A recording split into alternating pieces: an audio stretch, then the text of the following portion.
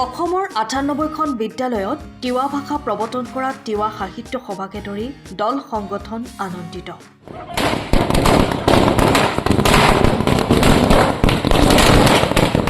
প্ৰাগ ঐতিহাসিক সময়ৰ পৰা তিৱাসকলে নিজা ভাষা, কৃষ্টি, সংস্কৃতি, ধৰ্মীয় ৰীতি নীতিৰে নিজস্ব জাতি সত্তাক জীয়াই ৰাখিছে।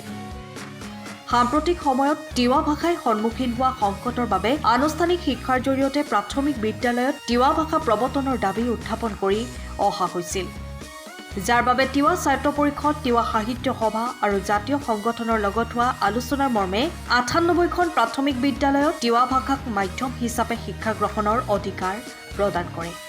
আজি এই সন্দৰ্ভত তিৱা সাহিত্য পৰিষদৰ মুখ্য কাৰ্যালয়ত এক সংবাদমেল আয়োজন কৰি তিৱা সাহিত্য পৰিষদৰ মুখ্য কাৰ্যবাহী সদস্য জীৱন চন্দ্ৰ কোঁৱৰ, তিৱা সাহিত্য সভাৰ কেন্দ্ৰীয় সমিতিৰ উপসভাপতি বিদ্যুৎ বিকাশ সেনাপতিয়ে অসম চৰকাৰৰ জনপ্ৰিয় মুখ্যমন্ত্ৰী ডক্টৰ হিমন্ত বিশ্ব শৰ্মা আৰু শিক্ষামন্ত্ৰী ডাক্তৰ ৰণোজ পেগু ডাঙৰীয়াৰ বলিষ্ঠ নেতৃত্বৰ বাবে তিৱা ভাষাই এনে মান্যতা পাবলৈ সক্ষম হোৱা বুলি মত প্ৰকাশ কৰি আন্তৰিক ধন্যবাদ আৰু কৃতজ্ঞতা জ্ঞাপন কৰে।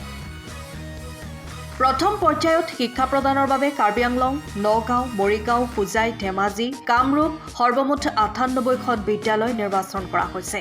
ইয়াৰ বাবে প্ৰয়োজনীয় শিক্ষকৰ তালিকা প্ৰস্তুত কৰি ইতিমধ্যে অসম চৰকাৰৰ ওচৰত দাখিল কৰা হৈছে। শিক্ষকসকলক বদলীকৰণ আৰু নিযুক্তিৰ জৰিয়তে পাঠদানৰ বাবে অসম চৰকাৰে ব্যৱস্থা গ্ৰহণ কৰিছে।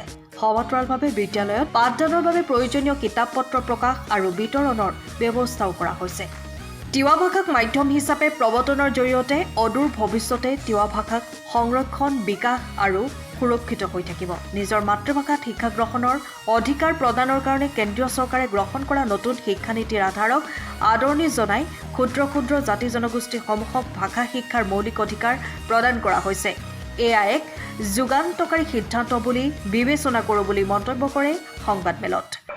4/4/2025 তাৰিখে অসমৰ শিক্ষা বিভাগৰ জৰিয়তে এক নিৰ্দেশনা প্ৰেৰণ কৰি তিৱা, দেউৰী আৰু মিচিং ভাষাৰ শিক্ষক নিযুক্তিৰ প্ৰক্ৰিয়াটো আৰম্ভ কৰাৰ কাৰণে যি পদক্ষেপ মাধ্যম হিচাপে প্ৰৱৰ্তন কৰাৰ যি ব্যৱস্থা গ্ৰহণ কৰিলে, 4/4/25 তাৰিখে এই নিৰ্দেশাৱলীটো আমি পাবৰ কাৰণে সক্ষম হৈছিলোঁ। তাৰ কাৰণে আজি তিৱা সাহিত্য পৰিষদৰ সভাপক্ষ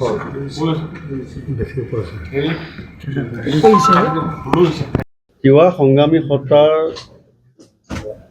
বহুকেইটা ডিমাণ্ডৰ ভিতৰত অন্যতম ডিমাণ্ড হিচাপে আছিলে তিৱা ভাষাটোক প্ৰাথমিক পৰ্যায়ত মাধ্যম হিচাপে ব্যৱহাৰ কৰা। এই ক্ষেত্ৰত আমি কেইবালানি আলোচনা অসমৰ শিক্ষামন্ত্ৰী মহোদয়ৰ লগতো অনুষ্ঠিত হৈছিল, কেইবালানি আলোচনা, আৰু আমাৰ মাননীয় মুখ্যমন্ত্ৰী ডক্টৰ হিমন্ত বিশ্ব শৰ্মা ডাঙৰীয়াৰ লগতো কেইবালানিও আলোচনা হৈছিল।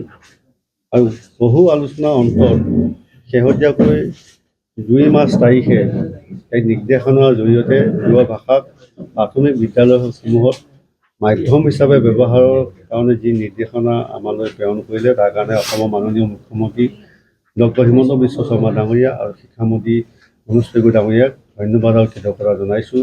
তেখেতসকলৰ এই বদান্যতাৰ কাৰণে আজি সমগ্ৰ ভাৰতবৰ্ষত ক্ষুদ্ৰ ক্ষুদ্ৰ জাতি জনগোষ্ঠীসমূহৰ যি নিঃশেষ হৈ যাব বিচৰা যিবিলাক ভাষা, এই ভাষাক উজ্জীৱিত কৰিবৰ কাৰণে তেখেতসকলে যি প্ৰয়াস আৰু তেখেতসকলৰ যি পদক্ষেপ, তাৰ কাৰণে অসমৰ মাননীয় মুখ্যমন্ত্ৰীকে ধৰি আমাৰ শিক্ষামন্ত্ৰী মহোদয়ক ধন্যবাদ আৰু কৃতজ্ঞতা জনাইছোঁ। পৰিষদ গঠনৰ পিছত এইবাৰে প্ৰথম এটা বাস্তৱসন্মতভাৱে আগবাঢ়িছে, মানে প্ৰথম হোৱা দিনাৰ পৰা ইমান বছৰৰ মূৰত তিৱা ভাষাটোৰ এটা প্ৰণালীবদ্ধভাৱে শিক্ষাদান কৰিব লাগে। গতিকে গোটেই বিষয়টো কি ক'ব আপুনি, যিহেতুকে মুখ্য কাৰ্যবাহী সদস্য?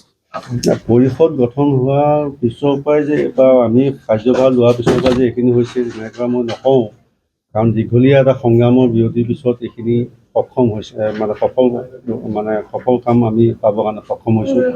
আৰু এই ক্ষেত্ৰত মই কৈছোঁ যে জাতীয় সংগঠনসমূহৰ যি সংগ্ৰামী সত্তাৰ যি মুভমেণ্ট আৰু আমাৰ তিৱা সাহিত্য সভাৰ যি বলিষ্ঠ পদক্ষেপ আৰু তিৱা সাহিত্য পৰিষদৰ তিৱা সাহিত্য সভাৰ লগত থকা পূৰ্ণাংগ যি সহযোগিতা, এই সহযোগিতাৰ জৰিয়তে আমি অসম চৰকাৰৰ লগত কেইবালানো আলোচনাৰ অন্তত আজি যিটো আপোনালোকৰ আগত উল্লেখ কৰিলোঁ, যিটো সফলতা মাধ্যম হিচাপে তিৱা ভাষাক ৯৮খন স্কুলত পাবৰ কাৰণে আমি সক্ষম হোৱাটো সকলোৰে সহযোগৰ জৰিয়তে এইখিনি সক্ষম হৈছে বুলি আমাৰ তিৱা সাহিত্য পৰিষদৰ জৰিয়তে আমি এইখিনি মত প্ৰকাশ কৰিছোঁ। তিৱা ভাষা সাহিত্য প্ৰতিষ্ঠা কৰা, পুনৰুজ্জীৱিত কৰা, প্ৰচাৰ প্ৰসাৰৰ ক্ষেত্ৰত তিৱা মাথোঁলাই তক্ৰা অৰ্থাৎ তিৱা সাহিত্য সভাই জন্মলগ্নৰ পৰা কাম কৰি আহিছে আৰু আমি উত্তৰসূৰী হিচাপে সেই একেখিনি কথাকেই আমি আগবঢ়াই নিবলৈ চেষ্টা কৰিছোঁ আৰু শেহতীয়াকৈ NEP 2020 এই অনুসৰি আমাৰ তিৱা ভাষাৰ লগতে আৰু কেইবাটাও ভাষা দেউৰী, মিচিং, ৰাভা এই ভাষাসমূহক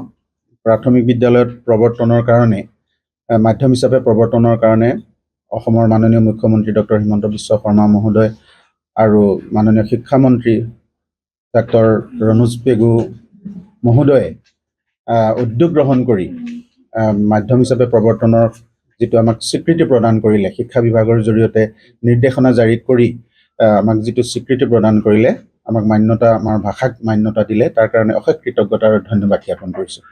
আৰু আমি 98খন বিদ্যালয়ত এতিয়া তিৱা ভাষাৰ মাধ্যম আমি চলাই নিবৰ কাৰণে আমি চেষ্টা কৰিম। মৰিগাঁৱৰ পৰা শশীকান্ত বৰদলৈৰ ৰিপৰ্ট, টাইম অফ চাউথ। সময়ৰ খবৰ সময়ত পাবলৈ ফ'ল' কৰক টাইম অফ চাউথ।